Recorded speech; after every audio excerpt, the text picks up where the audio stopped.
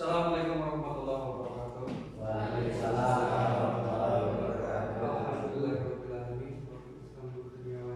Wassalatu wassalamu ala asyrofil mursalin sayyidina Muhammadin wa ala alihi washabihi ajmain. Amma ba'du. Yang kami hormati Bapak Ibu guru serta guru penggerak yang mana pada kesempatan hari ini sengaja kita kumpul di sini. Yang pertama ingin mendengarkan kaitannya dengan diseminasi budaya positif yang akan disampaikan oleh Bapak Pak Muhammad SPG, yang mana pada kesempatan hari ini walaupun kita di sini baru duduk kemudian baru belajar kaitannya dengan guru penggerak, tapi harapannya kita duduk di sini nanti bisa membawa manfaat yang besar buat kita. Kemudian apa yang nanti akan disampaikan oleh Bapak Faik nanti bisa bermanfaat bagi kita semuanya.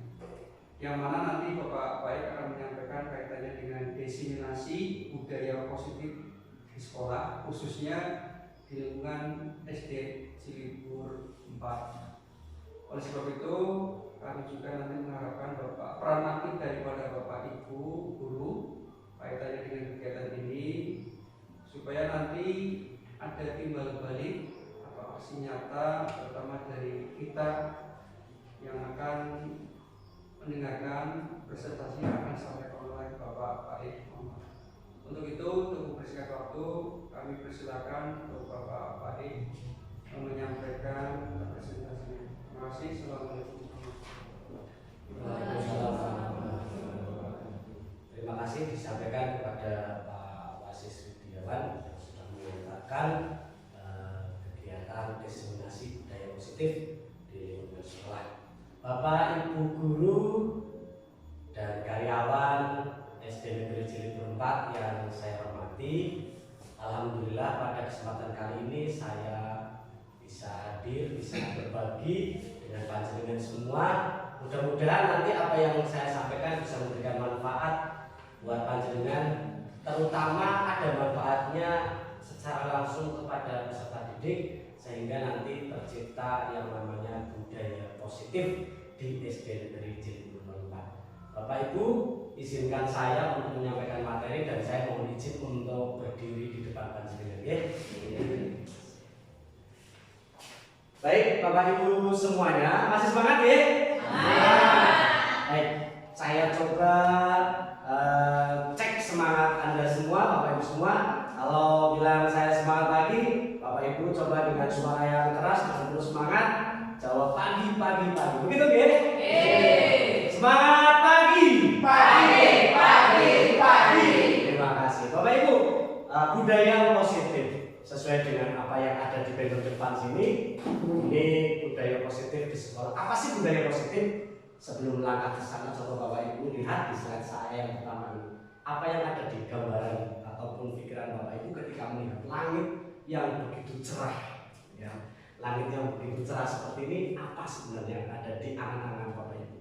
Saya yakin yang ada di pikiran Bapak Ibu adalah sesuatu hal yang positif, tidak ada hal yang negatif sama sekali, karena begitu sangat bersih, indah, takjub akan kekuasaan Tuhan Yang Maha Esa. Nah, pada kesempatan kali ini saya selaku calon guru penggerak dari angkatan 7 akan menyampaikan aksi nyata modul 1.4 tentang budaya positif. Tentu saja panjenengan semua sudah tahu dengan saya, ya. Saya Faik Muhammad, biasa kita sama-sama bantu ini. Nah, ini adalah fasilitator saya selama saya belajar. Beliau Pak Pujanto yang menjadi fasilitator saya, dan Pak Izzat Ibrahim yang menjadi pengajar praktek saya. Baik, Bapak Ibu, ini saya akan berbagi dengan panjenengan semua tentang berbagi pengalaman serta pemahaman mengenai penerapan konsep-konsep serta inti dari budaya positif itu sendiri.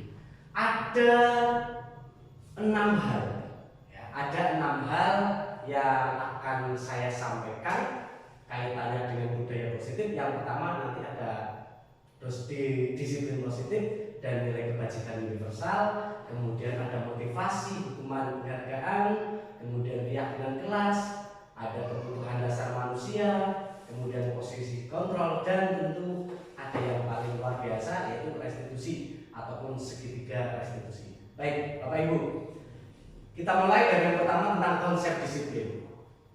Pendiri bangsa kita, Bapak Pendidikan Nasional, Bapak Ki Hajar Dewantara itu menyatakan bahwa di mana ada kemerdekaan, disitulah harus ada disiplin yang kuat. Sungguh pun disiplin itu bersifat self-disiplin, yaitu kita sendiri yang mewajibkan kita dengan sekeras-kerasnya, tetapi itu sama saja. Sebab jika kita tidak cakap melakukan self-disiplin, wajiblah penguasa lain mendisiplinkan diri kita. Jadi Bapak Ibu, intinya kalau menurut Bapak Ki Hajar Dewantara, untuk mencapai sebuah kesuksesan, maka disiplin itu sebenarnya harus datang dari diri kita sendiri. Kita harus berusaha dengan sekeras-kerasnya untuk bisa mencapai disiplin itu berasal dari diri kita sendiri. Kalau misalkan itu tidak ada, maka disiplin itu harus datang dari orang lain. Wajiblah penguasa lain itu mendisiplinkan diri kita. Inilah konsep disiplin menurut Ki Hajar Dewantara. Sedangkan menurut Dian Gosen dalam bukunya Restrukturing Sekolah Disiplin, ini disiplin berasal dari bahasa Latin yang disiplina, yang artinya adalah belajar. Kata disiplin juga berasal dari kata disipo ataupun murid atau pengikut. Jadi murid itu tidak pengikut. Kalau kita punya murid, berarti mereka mengikuti kita. Nah, pertanyaannya adalah untuk menjadi seorang murid ataupun pengikut, maka seseorang harus paham betul alasan mengapa mereka mengikuti ajaran tertentu. Sehingga apa? Motivasi yang terbangun itu adalah berasal dari intrinsik ataupun dari dalam dirinya, bukan dari luar. Kalau panjenengan menjadi murid saya, maka Bapak Ibu juga harus tahu apa aliran yang saya bawa. Jadi betul-betul dari dalam diri sendiri, bukan karena paksaan, bukan karena ingin mendapatkan sesuatu, tapi betul-betul dari diri sendiri. Begitu juga dengan murid-murid kita. Begitu seperti itu. Nah, disiplin dan nilai kebajikan. Ki Hajar Dewantara maupun Dian Gosen mengartikan disiplin itu merupakan bentuk kontrol diri, yaitu belajar untuk kontrol diri agar dapat mencapai suatu tujuan mulia. Tujuan mulia di sini mengacu pada nilai-nilai atau prinsip yang mulia yang dianut oleh seseorang. Nah, kita menamakan nilai-nilai tersebut sebagai nilai-nilai kebajikan yang bersifat universal. Apa sih nilai-nilai kebajikan yang universal tersebut? Mari kita coba membahas ini sedikit demi sedikit, biar kita ada sedikit pencerahan. Sebenarnya apa yang kita lakukan sekarang ini sudahkah sesuai dengan apa yang diinginkan atau dicita-citakan oleh Ki Hajar Dewantara? Disiplin positif. Nah, makna kata disiplin adalah suatu sifat atau kemampuan seseorang dalam mengendalikan diri dan mematuhi aturan atau nilai. Atau kata disiplin dimaknai sebagai sesuatu yang dilakukan kepada orang lain untuk mendapatkan kepatuhan. Dari makna kata disiplin ini kita bisa memaknai bahwa disiplin itu adalah sesuatu hal yang sebenarnya muncul dari dalam diri sendiri. Setiap orang yang mempunyai kemampuan untuk bisa mengendalikan diri dalam rangka mematuhi aturan atau nilai-nilai tertentu, maka bisa diartikan dia mempunyai sikap disiplin. Pertanyaannya, pada posisi kita sebagai seorang guru itu bagaimana?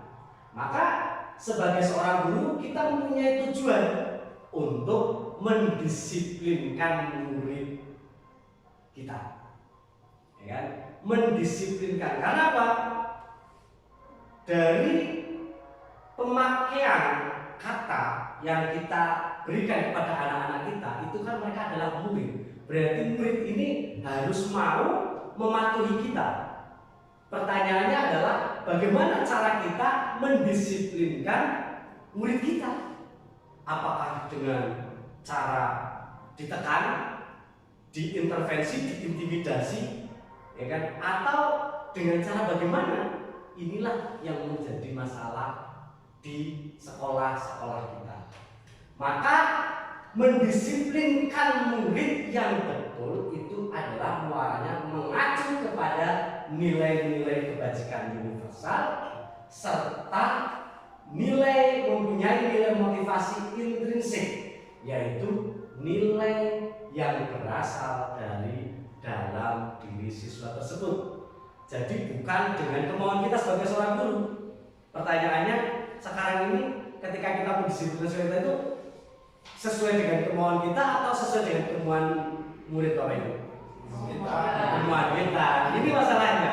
Akhirnya yang didapat apa? Yang didapat anak ketika ada gurunya, maka dia akan duduk diam disiplin. Tetapi ketika Bapak Ibu gurunya keluar, kembali lagi pada posisi semula, posisi awal. Nah inilah yang harus kita lakukan sebuah perubahan sebenarnya. Baik. Tujuan dari disiplin positif adalah menanamkan motivasi pada murid-murid kita, yaitu untuk menjadi orang yang mereka inginkan, menghargai diri sendiri dengan nilai-nilai yang mereka percaya. Disiplin positif adalah proses pembelajaran, Bapak Ibu. Jadi yang namanya proses berarti kan tidak mungkin bisa tercapai dalam rentang waktu 1 bulan, 2 bulan, 1 tahun, 2 tahun, tapi memang dalam waktu yang panjang. Tetapi ketika kita mampu mendisiplinkan anak kita dengan nilai kebajikan universal yang mereka percaya, maka kita punya sesuatu hal, cita-cita yang positif thinking bahwa pasti anak-anak kita akan terbentuk nilai disiplin positifnya. Jadi inilah yang akan kita capai, yang akan kita tuju. Disiplin positif merupakan pendekatan mendidik anak untuk melakukan kontrol dirinya sendiri dan pembentukan kepercayaan diri. Disiplin berbeda sama sekali dengan hukuman. Meskipun disiplin sering diterapkan dengan menggunakan teknik hukuman, tapi sekali lagi disiplin itu berbeda dengan hukuman. Itu konsepnya. Lalu apa sih nilai-nilai kebajikan yang ingin kita capai? Nilai-nilai kebajikannya sebenarnya sudah tertuang dalam profil pelajar Pancasila. Ada 6 dimensi Bapak Ibu yang akan kita coba untuk menerapkan nilai-nilai kebajikan tersebut. Yang pertama adalah beriman, bertakwa kepada Tuhan Yang Maha Esa dan berakhlak mulia. Kemudian berkebinekaan global, gotong royong, kreatif, bernalar kritis dan mandiri. Inilah nilai-nilai kebajikan yang harus kita tanamkan, yang harus kita sampaikan kepada anak-anak kita. Lalu bagaimana kita melangkah untuk mencoba memulai budaya positif tersebut? Tentu saja kita harus bisa mengetahui perbedaannya antara apa itu motivasi, apa itu hukuman, apa itu penghargaan. Ini yang terkadang mungkin menjadi permasalahan dan perdebatan di dalam hati kita. Jadi Dian Dosen itu menyatakan ada 3 motivasi perilaku manusia. Ada 3 hal yang mendasari seseorang berbuat sesuatu hal. Ya kan, ada 3. Yang pertama adalah menghindari ketidaknyamanan atau hukuman. Ini adalah tingkat terendah perilaku manusia. Terkadang kita ataupun murid kita atau kita sendiri kadang melakukan sesuatu hal karena takut. Saya takut ditegur oleh kepala sekolah. Murid kita takut ditegur oleh guru sehingga mereka melakukan sebuah disiplin atau melakukan satu hal, ya kan? Kemudian yang kedua adalah untuk mendapatkan imbalan atau penghargaan, ya kan? Murid kita rajin sekali melaksanakan piket karena ibu gurunya atau bapak gurunya sudah menjanjikan, nanti kalau misalkan anak-anak tiket kelasnya bagus, maka akan ibu guru kasih hadiah. Ketika kemudian ibu gurunya lupa tidak memberikan hadiah, anak-anak kemudian males tidak diberikan hadiah. Nah, ini juga termasuk motivasi perilaku manusia. Dan yang ketiga, menjadi orang yang mereka inginkan dan menghargai diri sendiri dengan nilai yang mereka percaya. Ini adalah motivasi yang akan membuat seseorang memiliki disiplin positif. Jadi saya ataupun murid kita melakukan piket kelas, berkata jujur, tanggung jawab, membuang sampah pada tempatnya, ya karena merasa bahwa itu adalah suatu hal yang benar. Motivasinya bukan karena saya akan membuang sampah pada tempatnya supaya tidak dimarahi oleh ibu guru, ya kan, menghindari hukuman. Saya membuang sampah pada tempatnya supaya nanti saya diberikan bintang 5. Nah, ini adalah salah satu ataupun 3 motivasi perilaku manusia. Kita lanjutkan Bapak Ibu. Apa itu motivasi? Motivasi adalah serangkaian sikap dan nilai yang mempengaruhi individu untuk mencapai hal yang spesifik sesuai tujuan individu. Jadi motivasi itu tentu saja merupakan berasal sesuatu hal yang ada dalam diri setiap orang. Sikap dan nilai tersebut merupakan suatu invisible yang memberikan kekuatan untuk mendorong individu dalam mencapai tujuan. Seperti halnya kita mungkin terkadang juga punya motivasi tersendiri. Ketika kita mengajar ataupun menyampaikan pembelajaran, kita punya motivasi. Saya menginginkan anak-anak saya, murid-murid saya itu bisa memahami tentang konsep penjumlahan. Nah, ini kan motivasi, untuk motivasi. Sedangkan motivasi yang ada 2 jenis motivasi dalam manusia. Kita masih di motivasi. Ada 2 jenis motivasi perilaku manusia. Yang pertama adalah motivasi ekstrinsik. Kita lihat, murid terpaksa berperilaku disiplin karena takut akan hukuman atau mendapatkan sanksi atau karena takut dihukum. Kira-kira seperti ini kan yang selama ini kita lakukan, ya. Kalau melihat murid kita, ya, mereka takut, ya kan? Takut nanti dimarahi sama Pak Wasis, nanti dimarahi, nanti dihukum, nanti di sini begini. Saya mau murid-murid memasukkan bajunya karena takut dihukum. Nah ini, murid terpaksa berperilaku disiplin karena akan mendapatkan imbalan atau hadiah serta pujian dari orang lain. Seperti ini, Fadil, hebat, bagus, bajunya dimasukkan dan sebagainya. Giliran suatu saat tidak dipuji, kembali lagi dan sebagainya. Ini 2 motivasi, 2 jenis motivasi. Kemudian yang kedua adalah motivasi intrinsik. Murid berperilaku disiplin karena kesadaran dari dalam diri sendiri dan sadar akan nilai-nilai kebajikan dalam dirinya. Murid menghargai nilai-nilai kebajikan diri sendiri. Ini yang agak sedikit menjadi susah, Bapak Ibu. Inilah tugas kita. Bagaimana kita memunculkan motivasi intrinsik dalam diri murid kita. Ini tugas kita, Bapak Ibu, di sini. Ya, disinilah tugas kita. Bagaimana kita menumbuhkan motivasi intrinsik kepada murid-murid kita. Ini poin utama kita yang pertama. Jadi Bapak Ibu ya. Kemudian kita akan melihat Bapak Ibu konsep disiplin dengan identitas diri.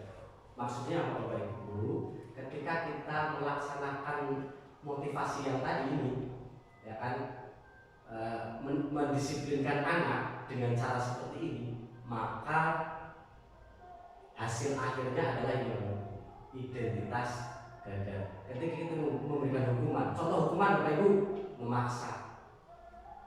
Ayo, kelasnya disapu. Nah ini kan memaksa Bapak Ibu, ya kan?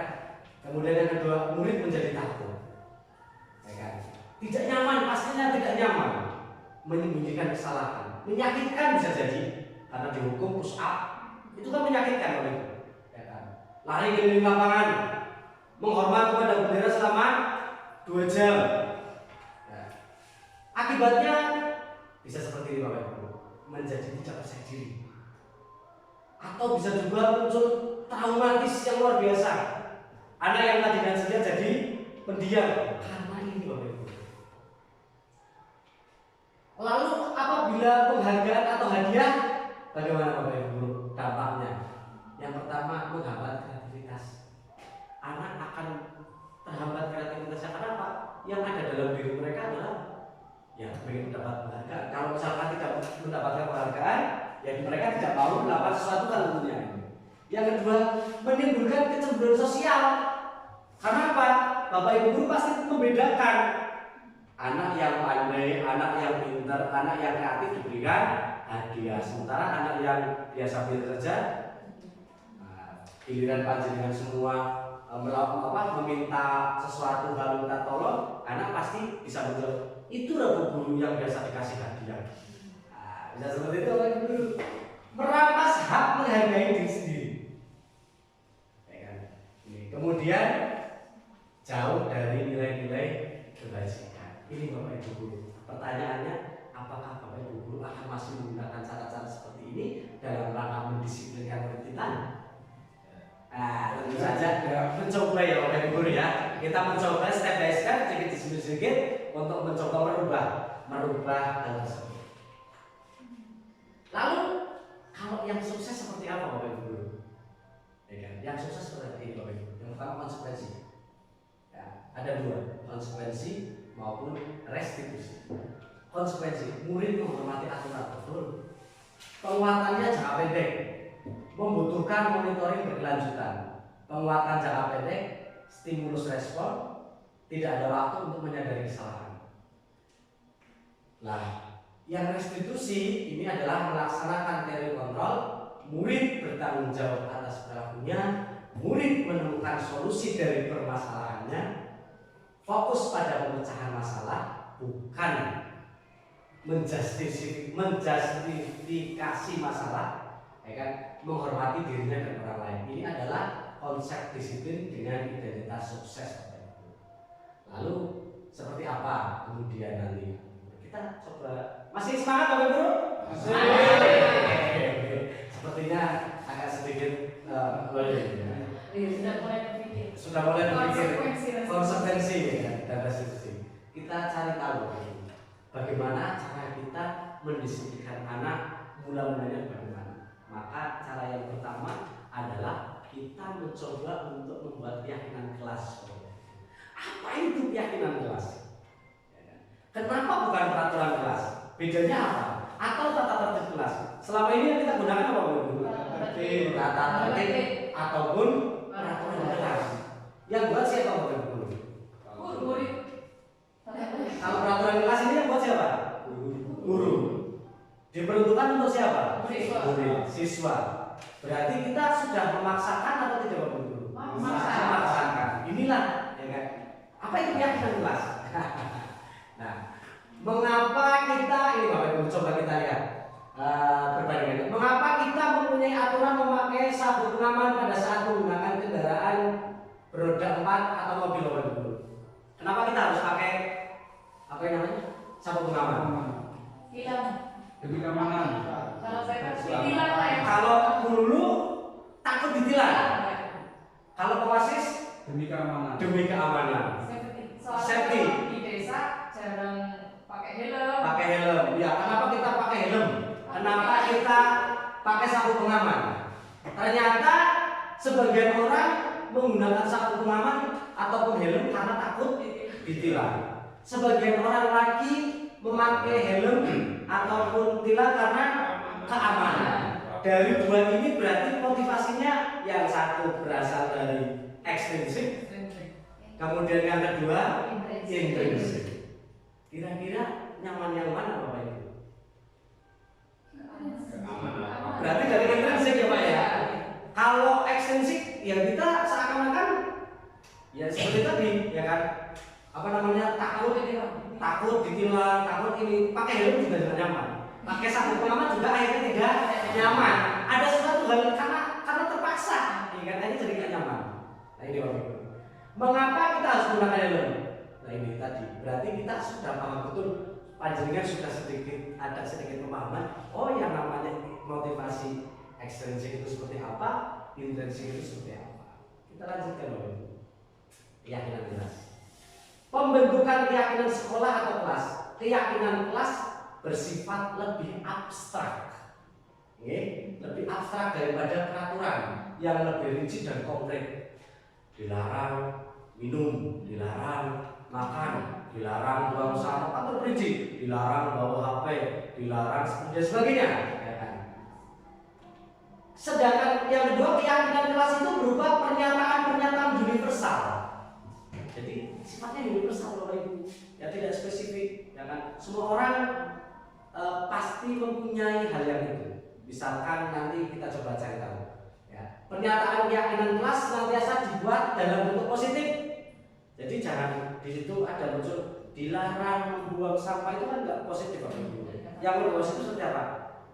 Membuang sampah pada tempatnya. Ya kan? Universal, saling menghormati sesama warga kelas. Warga kelas itu kan bukan hanya murid, kita pun warga kelas. Ya kan? Keyakinan kelas sebenarnya tidak terlalu banyak dan banyak-banyak Bapak Ibu. Ya. Sehingga mudah diingat dan dipahami oleh semua warga kelas. Ya, tidak seperti peraturan yang kalau di jumlah itu kadang sampai 15 kan ya. 15 anak-anak aja nggak pernah baca kayak ini. Ya kan? Bingung bacanya. Keyakinan kelas sebaiknya sesuatu yang dapat diterapkan di lingkungan tersebut.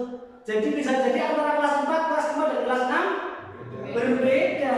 Karena yang membuat keyakinan kelas itu adalah warga kelas, masing-masing kelas. Ikut ini Bapak Ibu, semua warga kelas sebenarnya ikut berkontribusi dalam pembuatan keyakinan kelas lewat kegiatan curah pendapat. Jadi kita saling ada kolaborasi dengan murid, ya, ada diskusi. Kemudian bersedia meninjau kembali keyakinan kelas dari waktu ke waktu. Jadi sifatnya permanen apa tidak Bapak Ibu? Tidak. Bisa ini ditinjau, kita tinjau. Anak-anak bagaimana kalau misalkan ini di awal semester atau di awal tahun belajar kita menyampaikan keyakinan kelas. Di tengah-tengah semester kita coba tinjau kembali, boleh tidak Bapak Ibu? Boleh. Karena ini harus terus seperti itu, ya kan? Tidak apa-apa. Jadi setiap kali panjenengan merasa bahwa ini ada sesuatu hal yang kiranya harus didisiplinkan kembali, maka kita bisa meninjau ulang keyakinan kelas itu. Nah ini kalau kita lihat proses pembuatan keyakinan kelas, guru bersama siswa membuat keyakinan kelas. Jadi bukan gurunya yang kuat kemudian ditempel di kelas Bapak Ibu. Kalau itu masih peraturan yang seperti itu. Ya. Yang pertama ini, guru bersama siswa berdiskusi tentang peraturan kelas. Boleh. Ya kan? Apa saja sih? Ya. Kemudian guru bersama siswa mendiskusikan dan merumuskan tentang peraturan kelas. Peraturan kelas kemudian berubah menjadi keyakinan kelas. Menuliskan keyakinan kelas dan menempelkannya. Boleh nanti ditempelkan. Oke. Jadi anak-anak dikasih satu lembar kemudian kita tempelkan. Kemudian kita coba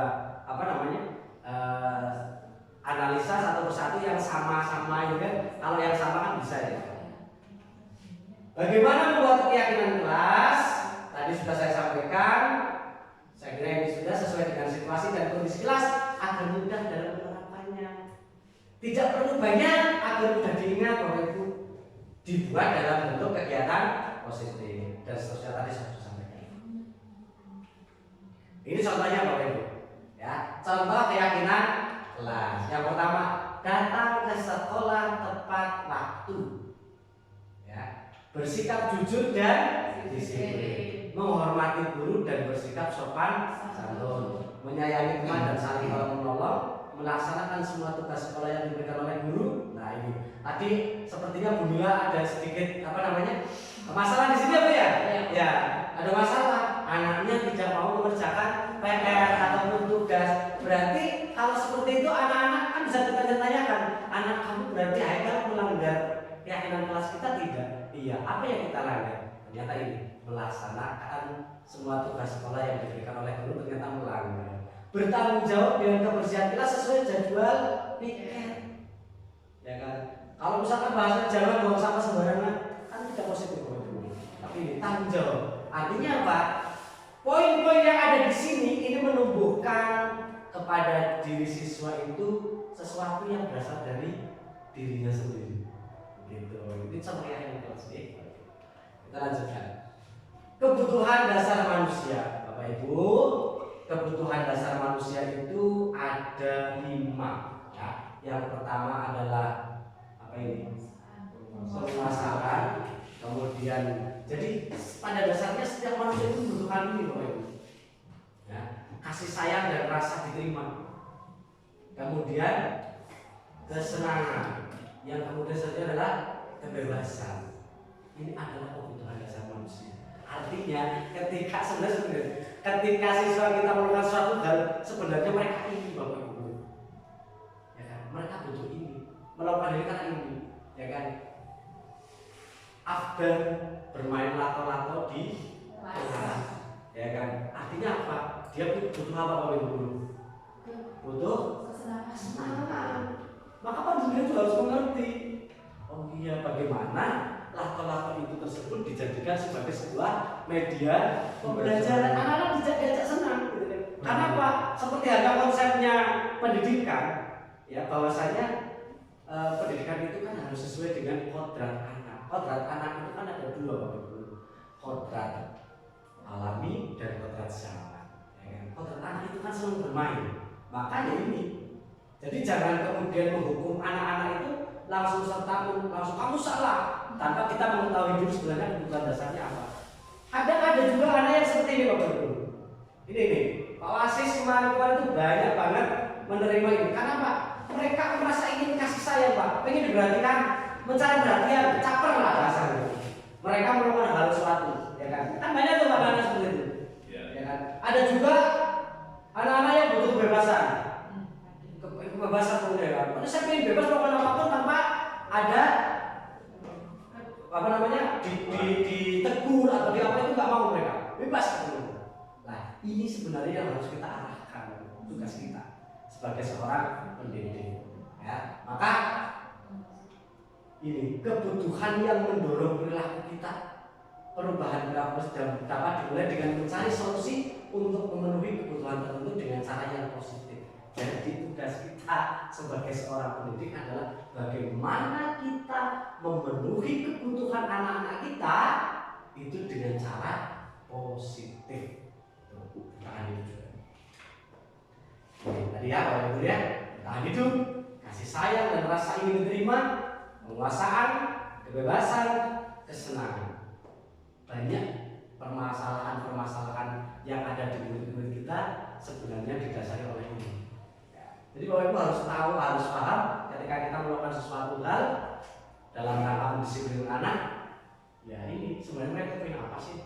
Ya saya yakin Pak Dahulu paham betul kalau di lapangan. Ya Pak ya, para bocah apa anak-anak pengen bebas. Ya bagaimana kita melakukan sesuatu hal disiplin positif itu tanpa merenggut kebutuhan mereka. Ya, tanpa merenggut kebutuhan mereka, tetapi kita mempunyai tugas untuk mengarahkan, mendisiplinkan dengan cara-cara yang positif. Nah, lalu di mana posisi kita? Inilah posisi kontrol guru. Ada 5 posisi kontrol guru, Bapak Ibu. Yang pertama adalah sebagai penghukum. Yang kedua sebagai pembuat rasa bersalah. Yang ketiga sebagai teman. Kemudian yang keempat sebagai pemantau. Dan yang kelima sebagai manajer. Inilah posisi kontrol guru. Selama ini Bapak Ibu berada di mana? Penghukum. Kemudian apakah ada yang pada posisi ini? Ada. Sekali. Ada. Pernahkah sebagai ini Bapak Ibu? Sebagai manajer seperti apa? Sebagai pemantau seperti apa? Sebagai teman seperti apa? Nah, coba kita cari tahu ya Bapak Ibu. Oke, sebagai penghukum. Nah, guru yang berposisi penghukum biasanya langsung menyalahkan murid yang kedapatan melanggar kesepakatan atau keyakinan kelas tanpa memperdulikan alasannya. Dia akan bicara dengan nada yang keras. Kamu itu ya sambil tangannya menunjuk-nunjuk, berkaca pinggang kadang-kadang kayak Bapak Guru. Membentak, hei, jangan dan sebagainya. Ya kan? Hukumannya fisik maupun verbal, push up, verbal, dalam bentuk ucapan. Hal ini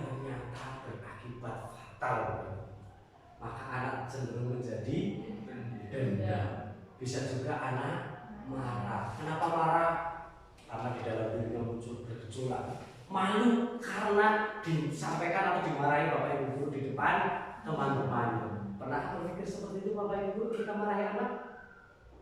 Tidak ya bapak ibu ya. Maksudnya ketika saya marahi anak di depan teman-temannya, kita berpikir bahwa nanti anaknya jadi malu kepada teman-temannya. Mungkin kita tidak. Karena apa?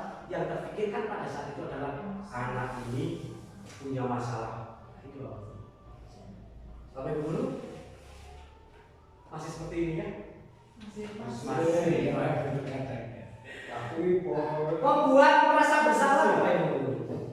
Pada posisi ini guru bicara dengan nada cenderung lembut, memelas, tenang. Namun kata-katanya menyalahkan murid. Ya, guru akan mengatakan pernyataan bahwa guru menderita akibat perbuatannya. Maksudnya apa sih bapak ibu guru? Contoh, misalkan ada siswa kita yang ribut di kelas. Kemudian kita memanggil anak tersebut sebagai pembuat rasa bersalah seperti apa? Misalkan namanya Siti atau Afdan misalkan apa sih? Afdan, kamu tahu tidak kamu tadi seperti apa? Ya kan? Kalau kamu seperti itu terus nanti Pak Guru yang dimarahi sama Pak Kepala Sekolah. Ya kan? Ya. Jadi kalau bisa Afdan jangan seperti itu lagi ya. Nanti kalau seperti itu lagi bukan Afdan, tapi Pak Guru yang dimarahi oleh Bapak Kepala Sekolah, nanti Pak Guru yang dihukum oleh Bapak Kepala Sekolah dan sebagainya.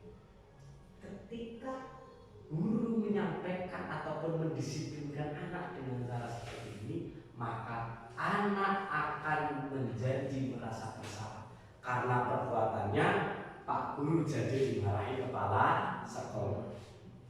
Pak Guru jadi ditegur sama orang tua dan sebagainya. Akhirnya apa? Anak menjadi rendah diri dan bisa jadi menarik diri dari lingkungan pergaulan. Bahasa kerennya minder. Ya. Ini Bapak Ibu Guru pernah tahu seperti ini? Pernah. Yang ketiga, posisi teman. Sebagai posisi teman kadang mungkin ini yang sering mungkin kita lakukan di Bapak Ibu ya. Saya juga pernah mengalami seperti ini. Guru akan bersuara dengan ramah, cenderung bersenda gurau untuk menghangatkan suasana. Ya, diajak duduk bersama, dirangkul, kan?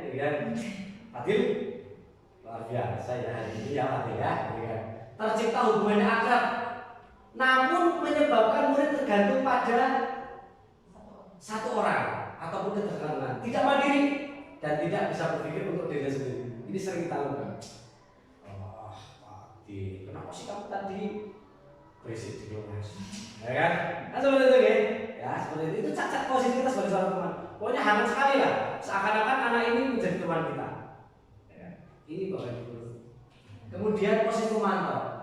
Guru bersuara datar, tidak emosional, tidak bersenda gurau, serta mengarahkan murid pada peraturan dan konsekuensi. Guru harus selalu memantau saat murid diberikan sanksi. Akibatnya apa Bapak Guru? Akibatnya murid mematuhi peraturan karena menghindari konsekuensi dan ingin mendapatkan reward atau penghargaan jejak, bukan karena kesadaran diri. Fatil, kamu sudah nikah belum? Ya. Biasa saja, tidak ada emosional gitu kan. Kemudian dia akan memantau.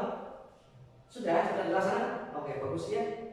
Iya bagus gitu kan. Itu yang sebelah sana bersihkan, tidak apa-apa, ya kan. Terima kasih sudah membersihkan. Itu seperti itu datar, ya kan. Karena posisinya sebagai pemantau. Nah, ini akibatnya Bapak. Kalau misalkan anak-anak tidak dipantau, ya anak-anak tidak akan merasakan keyakinan kelas mereka. Mereka tidak akan melakukan sesuatu hal yang positif yang kita inginkan. Lalu posisi yang terbaik, ada posisi terbaik. Yang positif adalah sebagai manajer. Ini adalah posisi yang paling ideal. Guru bersuara netral, tidak bernada tinggi, tidak emosional, dan juga tidak terlalu ramah. Guru dengan terus mengajukan pertanyaan-pertanyaan bermakna yang akan membuka pikiran murid. Guru membimbing murid untuk memecahkan masalahnya sendiri, akibatnya murid menjadi mandiri, bertanggung jawab dan dapat memecahkan masalahnya sendiri. Jadi ketika siswa kita melanggar ataupun tidak sesuai dengan nilai kelas kita, maka kita juga tidak kemudian meminta siswa tersebut, tapi mereka kita ajak diskusi. Ya kan? Nanti kita coba dengarkan video ini Bapak Ibu dulu. Ini sebatas ini dulu biar kita sedikit memahami. Ini contoh kasus ya Bapak Ibu. Contoh penerapan 5 posisi kontrol. Penghukum biasanya pada atau sekolah harus berdiri pasang lain. Pembuat rasa berdarah. Sudah berapa kali ibu bilang sama kamu, ibu kecewa sama kamu, ya kan?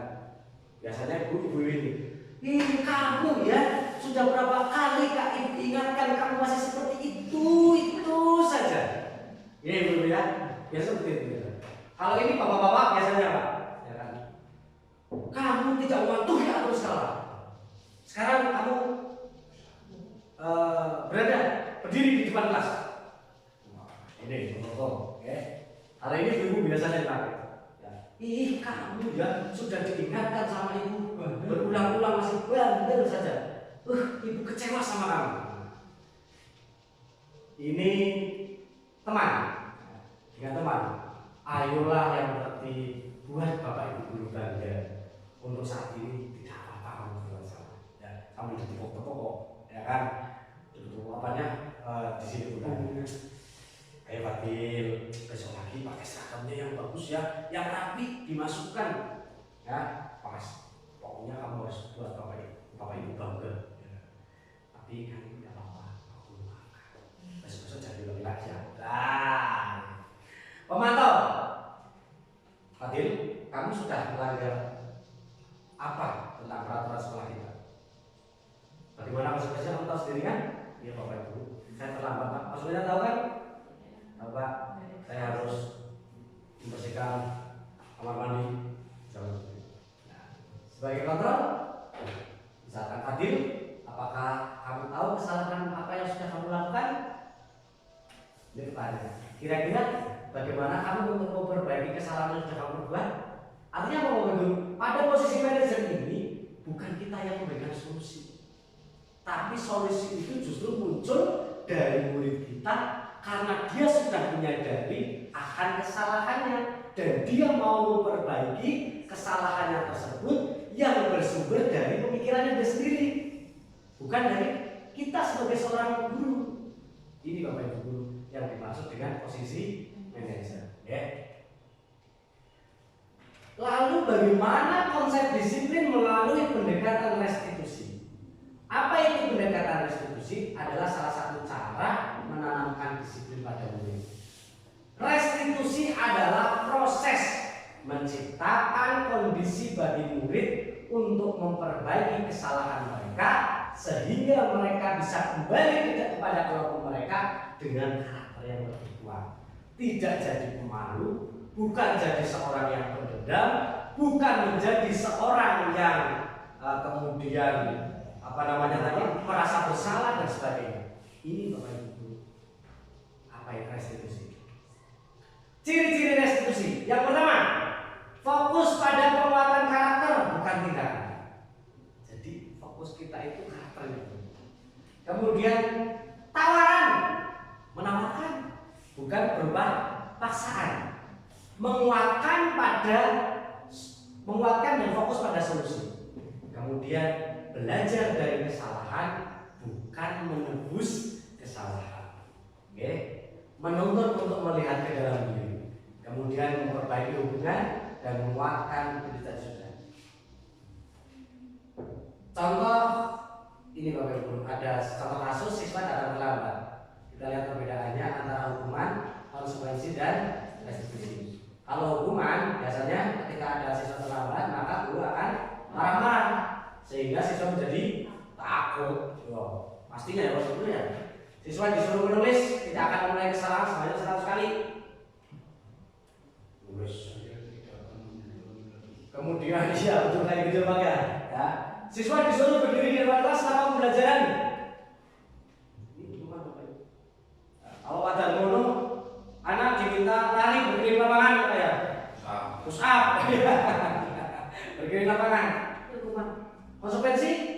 tegas dan siswa menghormati peraturan sekolah. Guru memberikan tugas surat untuk menyelesaikan tetap berada di kelas selama jam istirahat. Karena sebuah kesalahan, konsekuensinya berarti kamu tetap berada di kelas istirahat. Selalu yang dihubungkan adalah antara peraturan sekolah dengan konsekuensi. Kalau kamu melanggar ini maka konsekuensinya ini. Kalau kamu melanggar ini konsekuensinya ini. Ini adalah seperti itu. Berbeda dengan restitusi. Restitusi adalah guru menanyakan keyakinan kelas dan dirinya yang sudah dibuat. Kemudian guru membantu untuk menemukan solusi dari permasalahan siswa. Maka guru bersikap terbuka dan siswa menghormati dirinya dan orang lain. Begitu Bapak. Ini contoh Bapak dulu. Segitiga restitusi. Tahapannya ada 3 tahap. Yang pertama adalah menstabilkan identitas. Maksudnya apa Bapak Guru? Setiap orang pasti pernah melakukan kesalahan. Termasuk kita sebagai seorang guru pendidik. Tapi kadang di mata anak-anak kita selalu merasa diri kita itu paling. Kita tidak mau terbuka. Ini Bapak Ibu. Kemudian validasi tindakan. Kamu pastinya mempunyai alasan mengapa melakukan itu.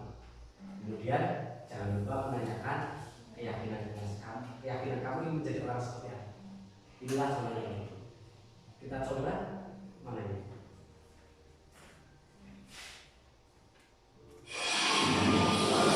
Kita coba lihat video sekarang.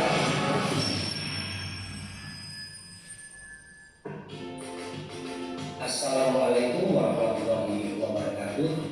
Saya Fahim Amar, calon guru penggerak angkatan 7 Kabupaten Brebes. Video kali ini merupakan praktik penerapan segitiga restitusi untuk menyelesaikan permasalahan siswa di sekolah saya. Sebagai informasi, restitusi merupakan proses menciptakan kondisi bagi murid untuk memperbaiki kesalahannya sehingga karakter mereka lebih kuat ketika kembali pada kelompoknya. Adapun langkah-langkah segitiga restitusi, yang pertama adalah menstabilkan identitas, yang kedua adalah validasi tindakan yang salah, serta yang ketiga menanyakan keyakinan. Pada tahap menstabilkan identitas dilakukan berdasarkan prinsip bahwa membuat kesalahan adalah bagian dari pembelajaran yang nantinya akan menggeser identitas gagal menjadi identitas sukses. Tahap selanjutnya adalah validasi tindakan yang salah, dilakukan berdasarkan prinsip setiap perilaku berupaya memenuhi suatu kebutuhan tertentu. Guru akan bergeser dari pemikiran stimulus respon menjadi proaktif, sehingga dengan mengenali dan mengakui kebutuhan murid akan memperbaiki hubungan dengan murid. Tahap yang terakhir adalah menanyakan keyakinan. Pada tahap ini, murid akan memberikan pertanyaan-pertanyaan bermakna untuk memunculkan motivasi intrinsik, sehingga mampu mengaitkan keyakinannya dengan tindakan yang sama. Kasus 1. Nala tidak menjalankan kewajibannya tiket kelas. Ketika diingatkan oleh ketua kelas, dia malah meminta dan memarahi ketua kelas. Berikut skenario penyelesaian masalah dengan menggunakan segitiga restitusi. Selamat siang Nala. Apa kabarnya hari ini Nala? Sehat Nala? Nala tahu nggak kenapa hari ini pagi sama kita? Tahu.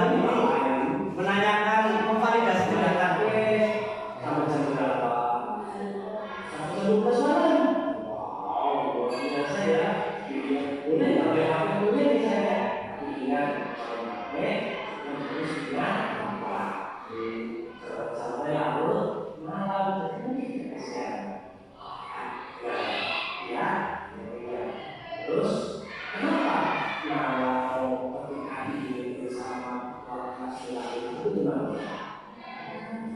Kalau sampai isi masih marah-marah siaran, jadi malah marah-marah ya.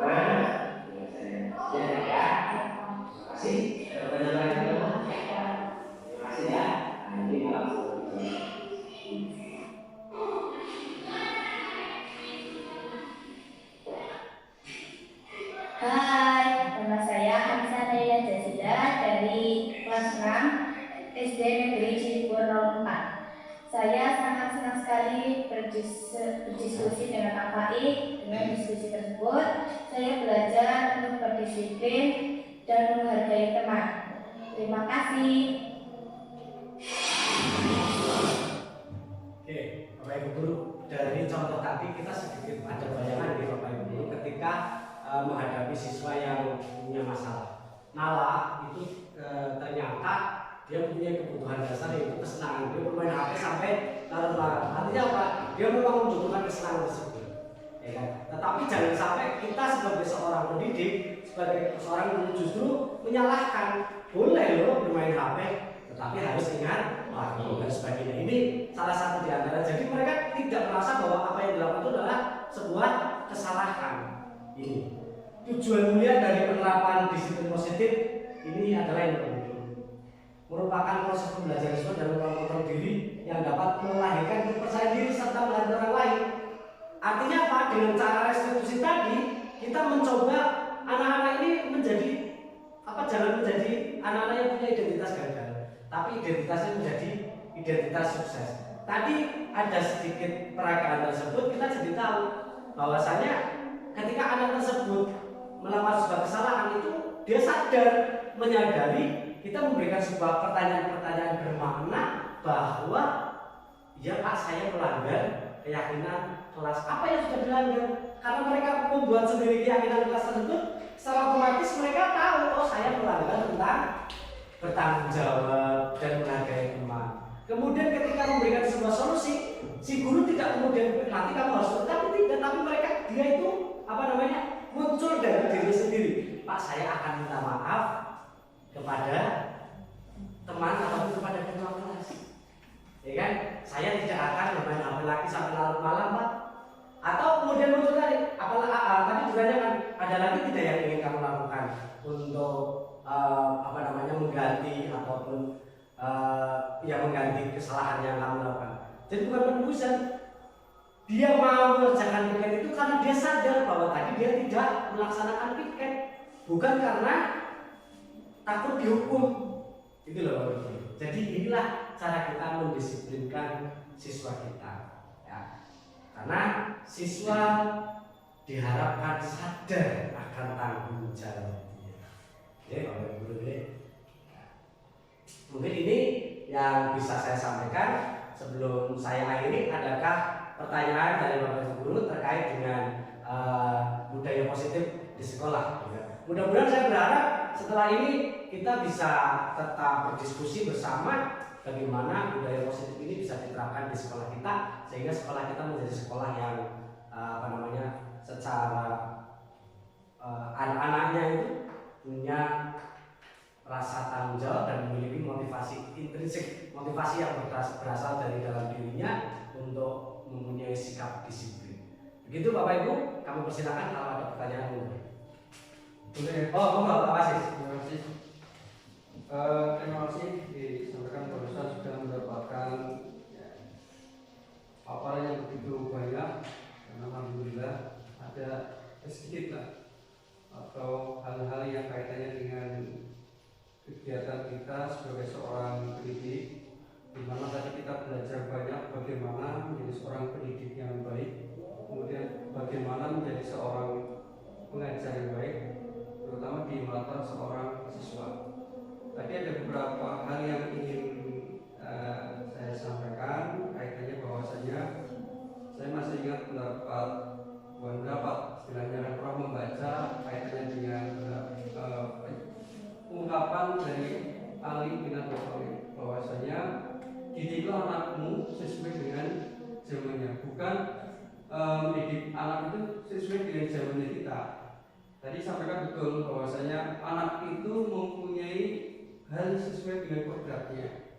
Tapi di sini ada kalanya kita lupa bahwasanya munculnya kedisiplinan itu memang merupakan hal yang sangat boleh dikatakan sukar untuk kita lakukan.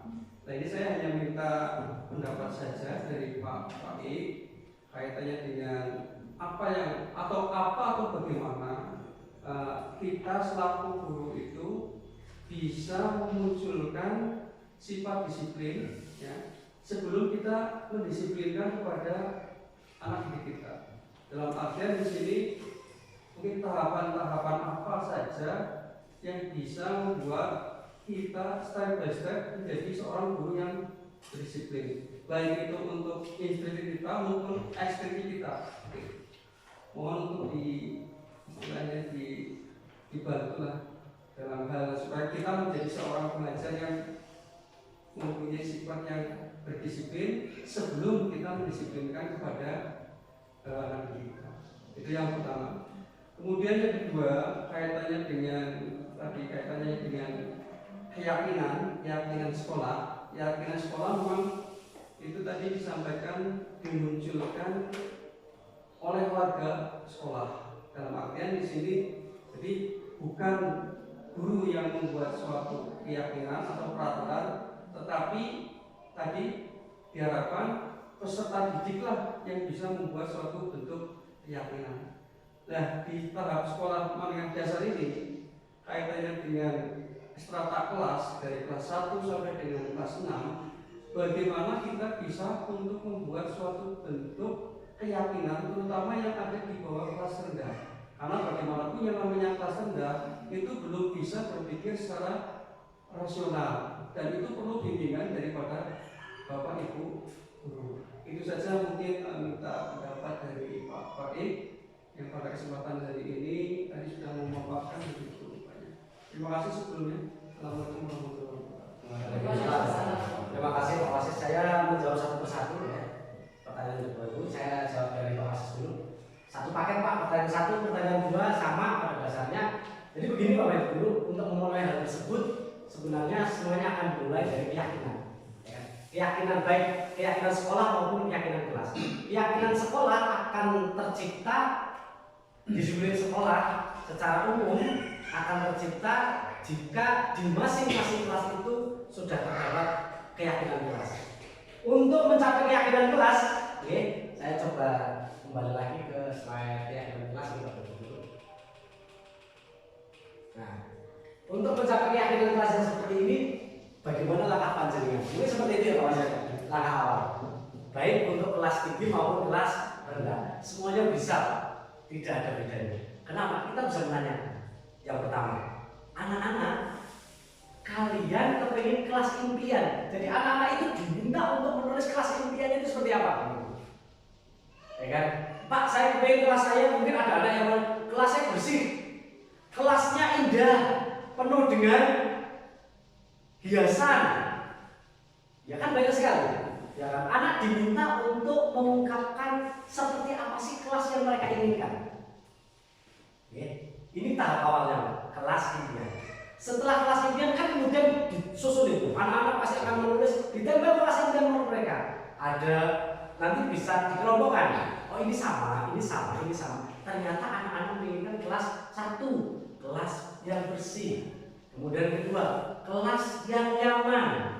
Ketiga, kelas yang indah, ya kan?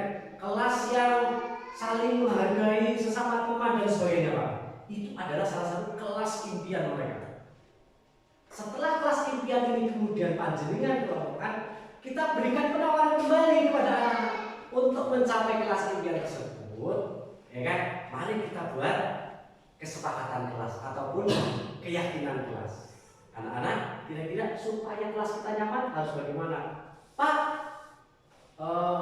bertanggung jawab Pak. Pak, anaknya harus jujur. Apakah nyaman? Ya kan? Kemudian Pak, tidak boleh buang sampah. Anak pasti akan ngomong tidak boleh. Tapi kita sebagai seorang pendidik harus mengarahkan kepada bahasa yang positif, yang sifatnya neutral. Pak, setiap siswa tidak boleh datangnya terlambat. Ya kan? Atau ini tadi bahasanya setiap siswa ya Pak ya. Maka karena ini peraturan kelas, kan warga kelas. Maka kita juga sebagai seorang guru termasuk ada di dalamnya. Warga kelas tidak boleh tidak datang ke sekolah tepat waktu. Semua orang, termasuk kita, ya kan? Artinya kita sebagai dari inilah kita juga belajar untuk meyakini dan mencontohkan keyakinan kelas kita, gitu loh Pak. Oh berarti kalau misalkan saya tidak datang ke sekolah tepat waktu, berarti saya juga sudah melanggar dong keyakinan kelas kita. Kan seperti itu Pak. Nah inilah, karena kita juga harus sadar bahwa itu juga yang buat kita sebagai seorang pendidik. Begitu Pak Wasit kira-kira. Jadi mengawalinya, saya yakin yang ini kita bisa mendiskusikannya pada lain waktu Bapak Ibu di materi yang selanjutnya tentang prakarsa perubahan Pak. Ya. Jadi nanti setelah materi ini mungkin di lain waktu saya akan menyampaikan tentang prakarsa perubahan. Bagaimana kita menginginkan sekolah kita itu mau dibawa kemana? Sekolah kita itu seperti kapal Pak. Mau dibawa kemana sekolah kita? Nah ini nanti akan kita diseminasikan, kita sosialisasikan, kita kolaborasikan dengan komunitas praktisi kita di pertemuan yang akan datang. Gitu Pak. Kira-kira seperti itu Pak Wasis. Jadi awalnya adalah anak-anak diberikan penawaran seperti apa kelas impian, ya kan? Karena mereka pasti menginginkan pasti Pak. Itu. Ada lagi Bapak Ibu yang mau bertanya? Oh Pak Darul dulu Pak. Bu Pak Darul. Biasa ini ya.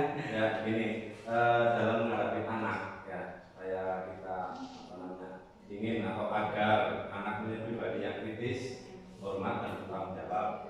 Biasanya kendala yang dihadapi itu anak yang berkebutuhan khusus berbeda dengan yang lain. Nah, bagaimana strategi yang harus diterapkan oleh guru untuk menangani anak tersebut?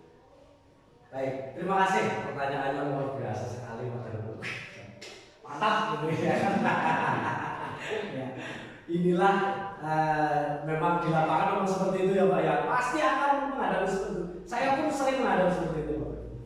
Ternyata saya mencoba Pak, menghadapi seperti itu melalui pembelajaran berdiferensiasi Pak.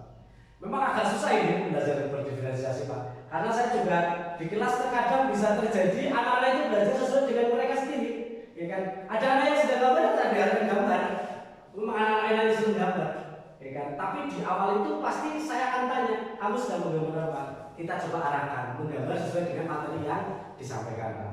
Kemudian tadi betul Pak Darul menyampaikan, anak itu punya, apalagi anak yang berkebutuhan khusus. ABK itu jangan hanya dikaitkan dengan anak yang difabel gitu Bapak Ibu. Anak pintar itu juga berkebutuhan khusus. Ya. Saya yakin Bapak Ibu menemui anak yang pintar ketika diberikan materi yang biasanya dia akan menyelenggarakan. Ya. Betul Pak? Artinya apa? Ini anak punya kebutuhan khusus. Lalu bagaimana caranya? Ya itu tadi, memang harus diberikan suatu treatment ya. Bahasa saya treatment khusus, pelayanan khusus Pak. Tidak boleh disamakan dengan anak yang lain. Itu harus seperti itu. Inilah artinya ketika Pak Wasis menyampaikan matematika, mungkin untuk anak ini dengan materi yang sama, tapi soalnya bisa berbeda belum? Ya kan? Mungkin anak yang pandai akan diberikan soal yang agak sedikit susah, ya kan? Ya sedikit susah. Mungkin anak yang tidak pandai ini memang tentunya harus seperti itu. Butuh energi yang luar biasa dari seorang guru. Pun dengan Pak Darmono pasti kalau Pak Darmono biasa akan diferensiasi. Ada anak yang suka senam, dia latih senam. Ada anak yang suka bola, dia kasih bola. Mungkin seperti itu Pak kira-kira. Maka anak cenderung akan senang dengan yang melakukan. Karena apa tadi kita kembali kepada 5 kebutuhan dasar manusia. Ada anak yang butuh kesenangan, ada anak yang butuh perhatian. Contoh kesenangan, anak-anak dikasih bola, mereka sudah senang. Tapi ada juga anak yang butuh perhatian, mintanya sama, levelnya kalau guru itu tak senangnya kalau Pak Guru baik. Saya senangnya dengan Pak Guru saja, tidak mau dengan yang ini. Artinya Pak ini anak butuh kasih sayang Bapak. Mungkin seperti itu Pak Darmono kira-kira. Jadi memang solusi kalau untuk guru yang paling tepat itu adalah melalui pembelajaran berdiferensiasi. Seperti apa pembelajaran berdiferensiasi? Nanti akan saya sampaikan di kesempatan yang akan datang karena materi saya juga belum sampai situ ya. Oke, seperti itu. Dulu Bapak. Terima kasih atas waktunya Pak Said. Yang ingin saya tanyakan adalah tadi kan ada hukuman, ada konsekuensi dan ada restitusi. Bagaimana kalau ketika kita itu sudah memberikan seperti yang contoh tadi di dalam video, sudah memberikan kepada misalkan si A, saya ada satu dua siswa yang termasuknya dia itu membutuhkan perhatian khusus. Sudah beberapa kali saya nasihati, tapi dia itu berulang lagi sampai beberapa kali. Jadi apakah efek hukuman itu harus kita hilangkan secara keseluruhan atau bolehkah kita tetap melakukan hukuman dalam batasan agar tetap ada efek kontrol terhadap siswa tersebut karena sudah kita lakukan berulang kali tapi anak tersebut selalu mengulangi lagi. Mungkin kan kita sebagai guru itu ada di waktu jam 7 sampai jam 12, lebihnya dia kan ada di rumah. Jadi sebagian besar juga dia terdidik juga di rumah. Jadi bagaimana, apakah bolehkah kita melakukan hukuman dalam batasan atau memang hukuman itu harus dihilangkan secara keseluruhan karena hukuman kan termasuk sistem kolonial ya kalau dalam yang sekarang sedang dilakukan kurikulum merdeka nih Pak. Mohon penjelasan lagi. Terima kasih. Luar biasa ini. Ini yang saya harapkan. Memang menghilangkan hukuman itu sesuatu yang sangat susah karena memang hukuman dalam dunia pendidikan itu sudah sedemikian mengakar ya Mas, dari zaman dulu sampai dengan sekarang, bahkan kita termasuk produk didikan hukuman ya, produknya seperti sekarang ya. Mungkin kita berbangga saya dulu diberikan hukuman akhirnya jadi seperti ini. Padahal ingat ini saya kadang-kadang dendam juga dengan bapak ibu ya, mungkin seperti itu ya. Tadi disampaikan saya menyambung dengan Pak Wasis bahwasanya pendidikan itu harus disesuaikan dengan kodrat alam dan kodrat zaman. Anak sekarang tentu saja berbeda dengan anak dulu pada saat kita. Pendidikan yang dulu tentu saja tidak bisa diterapkan secara keseluruhan kepada siswa kita yang sekarang. Begitu juga tadi yang disampaikan oleh guru. Ketika anak kemudian berulang kali melakukan sebuah kesalahan dan sebagainya, memang anjurannya itu memang ya kita sebagai seorang pendidik tidak bosan untuk senantiasa menstabilkan identitas anak, ya kan? Insya Allah tuh kalau misalkan kita menggunakan segitiga restitusi itu dengan benar, ya kan?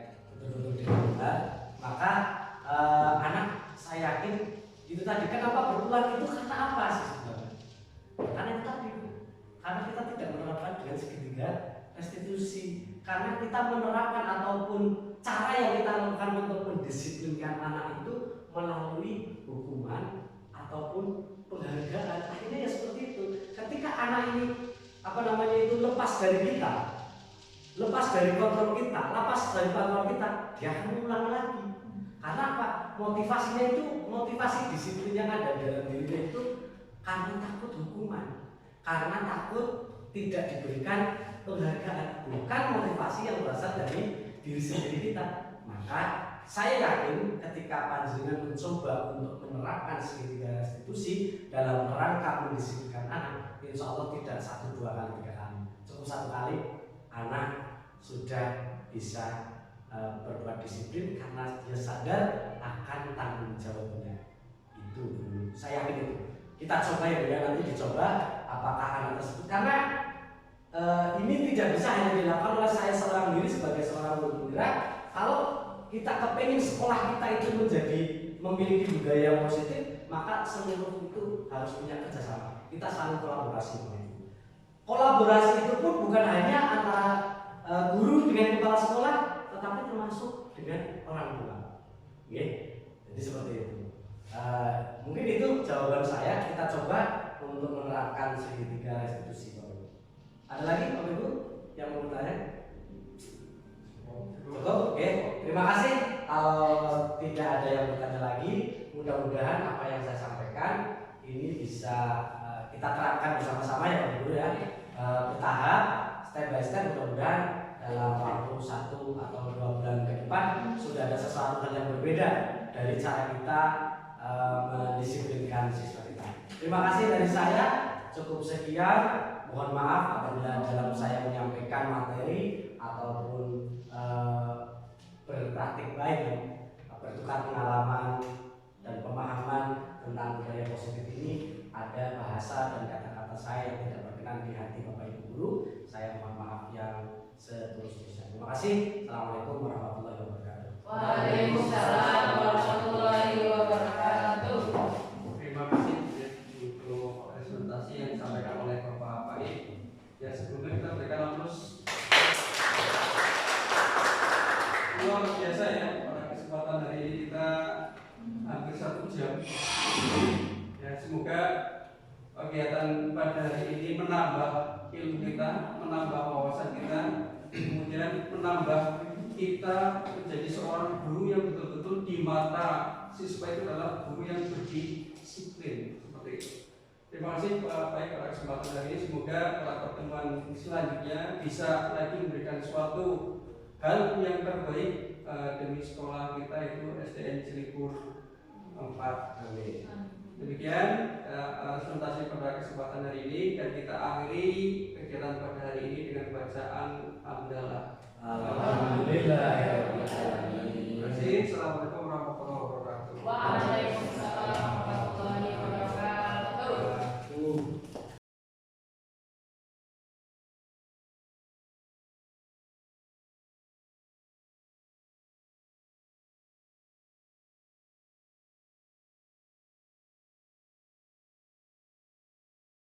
Baik, assalamualaikum warahmatullahi wabarakatuh.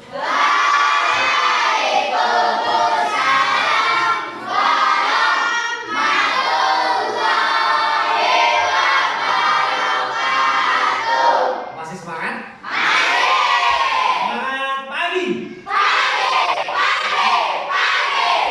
Oke, luar biasa. Baik, kali ini bersama Pak Baik, anak-anak, hari ini Pak Guru mencoba untuk memulai sesuatu hal yang baru ya, di awal pembelajaran ini. Apa itu? Anak-anak, nanti Pak Guru minta untuk kita bersama-sama membuat keyakinan kelas. Apa itu keyakinan kelas? Keyakinan kelas adalah seperangkat ataupun sesuatu hal hampir mirip-mirip dengan peraturan kelas. Hampir mirip-mirip dengan peraturan kelas. Hanya saja bedanya keyakinan kelas itu yang buat bukan Pak Guru, tetapi kalian yang buat, yang kalian yakini. Nah, coba sekarang sebelum kita ke membuat keyakinan kelas, anak-anak, Pak Guru mau bertanya, pastinya setiap kalian punya sebuah impian. Punya tidak? Punya. Masa setiap anak tidak punya impian? Pasti setiap orang punya impian. Nah, sekarang kaitannya dengan kelas 6, kelas kalian ini, pastinya kalian juga memimpikan kelas kalian itu yang seperti apa? Punya tidak? Punya tidak? Nah, saya ingin kelas saya itu terlihat bersih. Saya kepingin kelas kita itu terlihat indah atau seperti apa, itu terserah kalian. pasti punya, Pak saya kepengen kelasnya itu bisa senang-senang, guyonan terus. Oh boleh ya, setiap anak pasti punya impian masing-masing. Nah kaitannya dengan kelas kalian, tentunya kalian punya impian kelas yang seperti apakah yang kalian inginkan. Paham sampai di sini? Baik, untuk itu ini Pak Guru berikan sebuah kertas masing-masing nanti satu anak. Nanti kalian menuliskan kelas impian yang ingin kalian impikan itu seperti apa? Tahu ya? Tahu. Ada yang mau bantu Pak Guru? Ada siap? Oh Bani mau bantu Pak Guru. Tolong bagikan Bani. Satu teman, satu kertas. Oke. Bina boleh? Minta dibagikan. Oke. Satu anak, satu kertas ya. Oke. Baik, tentunya anak-anak sudah selesai untuk membuat satu kesepakatan ya. Kita coba nanti masing-masing mengusulkan apa saja yang akan dijadikan sebagai kesepakatan kelas kita, kemudian kita jadikan, kita sepakati sebagai sebuah keyakinan. Masing-masing boleh usulnya melalui kertas tadi yang sudah kalian tulis. Silakan untuk yang pertama, anak laki-laki dulu boleh memasangkan di sebelah sini boleh lah ya. Ya sini boleh. Silakan yang rapi, anak laki-laki, anak putra boleh maju dulu. Yang rapi yang ada.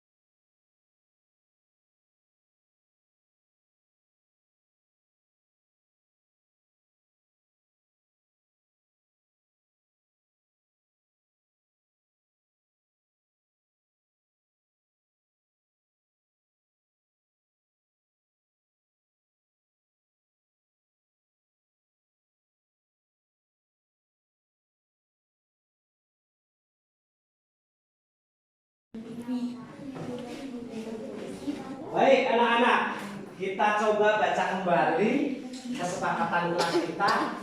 Ada yang mau maju ke depan untuk membacakan? Ada? Andini? Oke, siap. Terima kasih Andini. Ayo Andini maju ke depan. Yang pertama ada apa Andini? Yang sebelah sana. Dibacakan yang pertama apa? Membuang sampah pada tempatnya. Membuang sampah pada tempatnya. Sepakat semuanya? Kemudian apa lagi? Melaksanakan tugas piket sesuai jadwal. Melaksanakan tugas piket sesuai jadwal. Sepakat semuanya? Nah, oke. Kemudian Bersikap sopan dan santun sesama warga kelas. setuju? Setuju ya? Sepakat ya? Kemudian Membina sikap kerjasama dan saling menghormati. Iya, membina sikap kerjasama dan saling menghormati. Setuju? Kemudian yang keempat selanjutnya Bersikap jujur. bersikap jujur.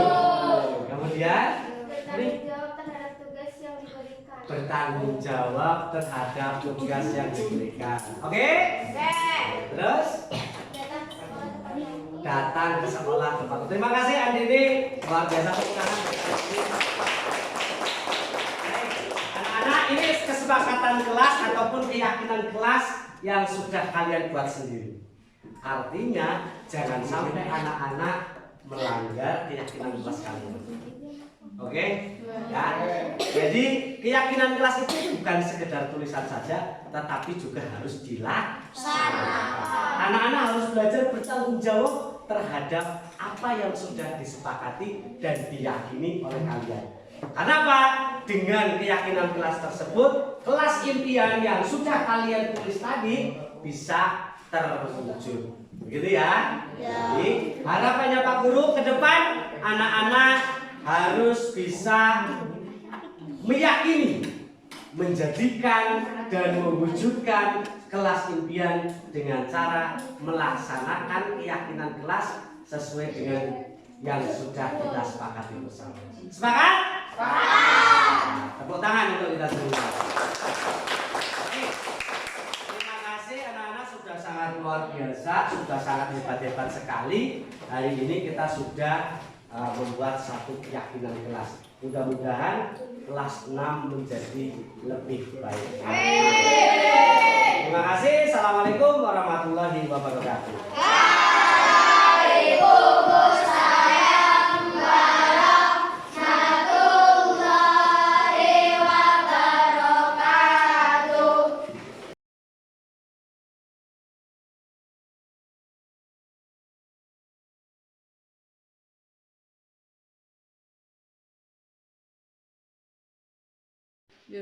Assalamualaikum warahmatullahi wabarakatuh. Nama saya Ika Hanilasari. Saya rekan guru sejawat dari Bapak Faik Muammar SPDT, calon angkatan guru penggerak angkatan 7. Di sini saya mau mengklarifikasikan terima kasih atas pemaparan tentang diseminasi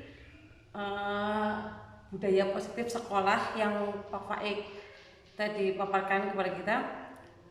Sangat bermanfaat, sangat bagus sekali, dan mudah-mudahan saya dan kami rekan guru sejawat bisa memanfaatkan dan menerapkan kepada murid-murid di kelas saya.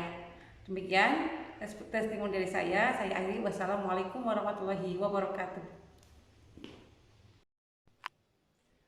Assalamualaikum warahmatullahi wabarakatuh. Perkenalkan, nama saya Wasis Widiawan, SPD, instansi SDN Cilipur 4, yang mana barusan sudah melihat kemudian secara nyata tentang representasi dari Bapak Faik Muammar SPD SD, yang alhamdulillah tadi sudah kita simak bersama-sama. Di situ ternyata banyak sekali kita belajar kaitannya dengan budaya positif, kaitannya dengan beliau yang pada kesempatan hari ini mengikuti calon guru penggerak angkatan 7. Dari situ alhamdulillah kita bisa mengambil beberapa ilmu yang tentunya hal ini sangat bermanfaat bagi kita semuanya. Dan ke depan semoga dari apa yang sudah disampaikan oleh beliau Bapak Faik menjadikan hal yang terbaik untuk kita, terutama sebagai seorang pengajar. Kemudian kami sangat mengapresiasikan kembali bahwasanya apa yang disampaikan oleh Bapak Faik barusan, semoga ke depan bisa kita manfaatkan, kemudian ke depan lagi bisa untuk berkolaborasi kembali untuk peningkatan kemajuan pendidikan terutama di SDN Cilipur 4. Semangat terus untuk Bapak Faik. Terima kasih. Assalamualaikum warahmatullahi wabarakatuh.